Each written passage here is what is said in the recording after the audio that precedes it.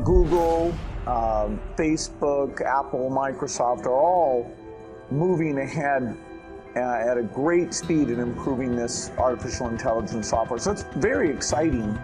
NHTSA did a study on Tesla's Autopilot version 1, which is relatively primitive, and found that it was a 45% reduction in highway accidents.